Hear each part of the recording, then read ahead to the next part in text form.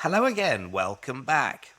Okay, now in this module, what I'd really like to achieve is to instill a change of mindset in your current belief system about emotions.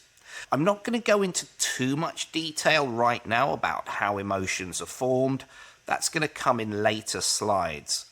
But often when I deliver this training, people form an opinion on which emotion is better. For example, a lot of people think the red one is bad, green one is good, and the other two they're not overly sure about which is right or which is wrong. Now, what I'd like to invite you to think of when you're thinking about emotions is that there is no right or wrong, and I'm going to show you why that is now.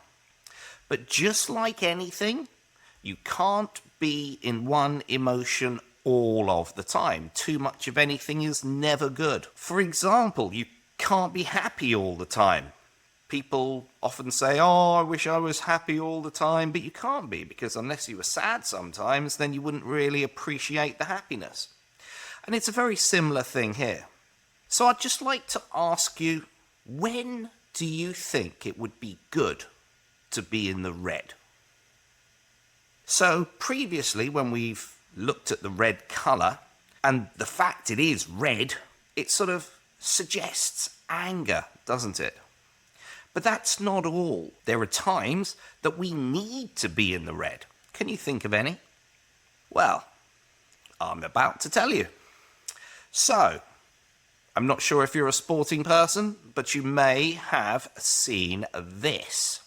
It's called the Haka. It's a dance that the New Zealand rugby team do. And it is to drive their emotions, to make them feel angry, to make them feel stronger in preparedness for the challenge of winning the game that they are about to partake in. So as you can see, there is a time and a place, and it's often in sport, but there are many other times and situations where you might need to be in the red. Perhaps you're in a dangerous situation and you have to protect yourself. There's not as many as perhaps the other colours, but those are examples of when it is beneficial to be in the red. Let's look at another one. Okay, what about the yellow? When is it good to be in the yellow? So, high pleasantness, high energy in the yellow.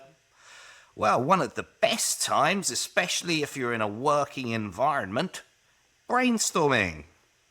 Whenever I'm doing team building or any sort of managerial exercise and I need the people in the room to brainstorm, you don't really want them sitting in the blue. They won't say much. You don't want them angry in the red, obviously, otherwise people will fight. Then again, in the green, they'd probably just sit there happily and listen to everybody. So the yellow is the ideal colour for them for that particular situation. What about the blue? This is the other one that people find very challenging, but the blue definitely has a time and a place. Imagine, for example, one of your friends has just broken up with their partner. Maybe they've lost their job or a loved one, and they come to share this terrible experience that they're going through with you, but you're in the yellow. So they're saying, oh, yes, my boyfriend, he phoned me last night and he said he didn't want to be with me anymore. And they're definitely in the blue. But then you're in the yellow and you're like, oh, don't worry about it. Nah, it'll be fine. It'll be fine. Everything will be good. Just sleep on it and then tomorrow will be a new day. It's not going to provide the empathy that that person typically needs. Now, when it comes to empathy, if you can match and mirror the person who needs the empathy, they're going to feel much more nurtured by whatever you say and much more comfortable in your company if you could join them in that situation in the blue. Now, the green. When do we want to be in the green? Well, the green is a nice one, and obviously it's probably the most productive one in multiple situations. For example, If you're doing an exam, you don't want to be angry, you don't want to be jumping out of your seat, and you definitely don't want to be feeling blue. So green will help you concentrate, help you focus. So for example, if you're doing a test, an exam, if you need to do any critical thinking, any problem solving, then green is typically ideal for that situation.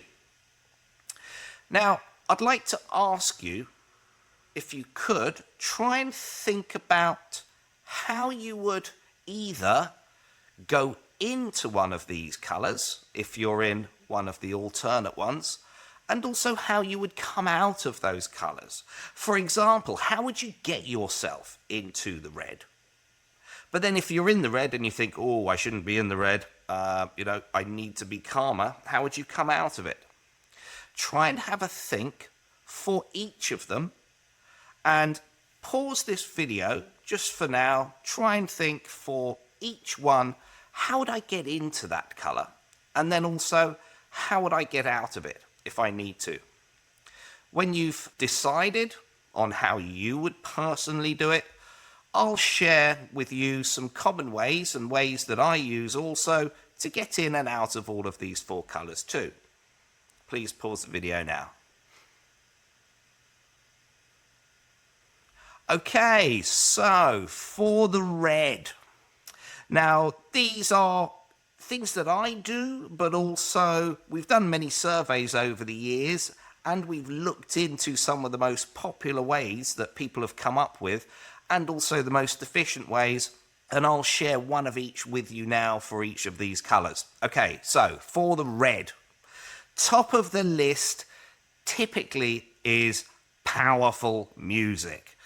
People have different music tastes, but if they want to get into the red, the one thing that seems to be able to do it the best is some really powerful, rock music, techno music. Depends what music you like, or something that will get you up and motivated, or make you feel angry. Some music might make someone feel that they can relate to it. Other times it might make people feel angry because of the lyrics of that particular song might drive emotions. So it's a very subjective, very personal thing, but music typically always comes top of the list.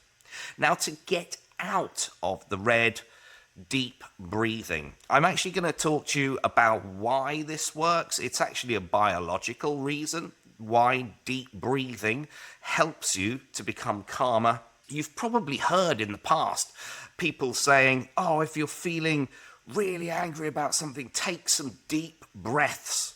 And it works, doesn't it? You've probably tried it at some point in your life. I'll be telling you later on why it actually works. Okay, now what about the blue? Okay, so to get into the blue, again, it's very subjective. I'm just giving you the top of the charts of what seems to work best overall across multiple people, and it's typically getting outside, going for a nice walk in nature, somewhere relaxing, finding somewhere that you can maybe be on your own, usually a relaxing walk. There's something about walking that does make people feel a little bit more relaxed in themselves. To be honest though, there are other ways that people do use walking. For example, me personally, if I'm deep thinking about something, I tend to pace around. It helps me to relax and get into that zone. It really depends on how you would use it, but walking tends to be the one that puts people into the blue, usually away from other people, so they can just indulge in their own thoughts. Now, if you want to get out of the blue, it's different.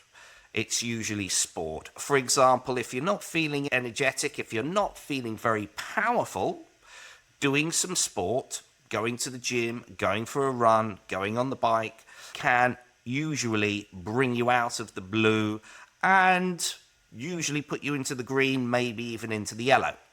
Okay, so those are the 2 ways for the blue. Now the yellow, this is something that I typically do, I try and do it every day if I can. If I'm feeling blue, well, any of the colors really, usually if it's red or blue. If you want to get into the yellow, practice mindfulness or gratefulness. Gratefulness works for me, and it works for countless people too. If you can do it every day, it'll put you into a nicer mood every time you do it. So please do give it a go. Very simple. If you're not feeling fantastic about life or your situation, think about 3 things that you are grateful for.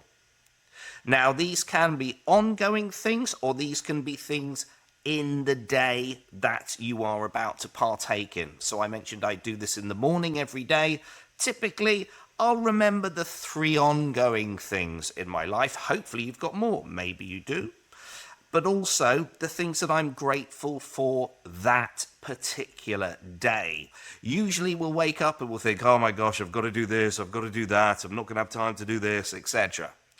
But if you can try and twist your mindset into things that you're actually grateful for about that day, and you will find them if you try, it will put you into the yellow, hopefully, so you'll be able to start your day on a positive note. Now, if you want to come out of the yellow, so maybe you're too energetic, maybe you're too excited about something. Okay, so it's quite a powerful, positive feeling. So maybe use it by organizing your desk, organizing your house, tidying up. Try and use that energy that you have from being in the yellow. Try and do some stretching, maybe, to help you relax a little bit more, to bring you down probably into the green. Now, if you're wanting to get into the green, I mentioned mindfulness before. Mindfulness is a great technique. Any form of meditation, audio meditation, I find works fantastically. I love audio meditation. There's so much on the internet. It's very easy to find. Try that if you want to have that tranquil green color feeling. Mindful breathing as well. So it's very different to the red breathing, where you take a deep breath perhaps and hold it and release it. And again, I mentioned I'll explain why. But with the green mindful breathing, it's more about slowing down your breath so that it brings you into a calmer, mindful state. Now, if you want to get out of the green, again, very similar to the yellow. You know, these are the green and the yellow. You can be very productive, just yellow has more energy. If you're in the green and you want to move into one of the others, probably focus on a task. Use it. Do something with it. Okay, so those are the top 2 for each color. I'd like you to think about how you would change your mood yourself. Would you use any of these? How would you go into each mood? How would you get out of each mood? And write them down in your notebook or in your folder so that you can use them next time. Great, okay, please do give it some thought. It'll give you something in your toolbox for next time when you do need to jump into one of these different emotions. Plus, I mentioned meditation audio, powerful music. Now is the time to get your collection ready for when you need it. For example, if you're going to the gym, this is a prime example here that I tend to use a lot. I have different music for different situations, and I have my gym playlist, I have my sleeping playlist, I have my meditation playlist. These are things that perhaps you could do as well to change your mental state at any given time. But if it's not music, if it's something else, just have it planned so that you know and you can use it when you need to. Okay, see you in the next module.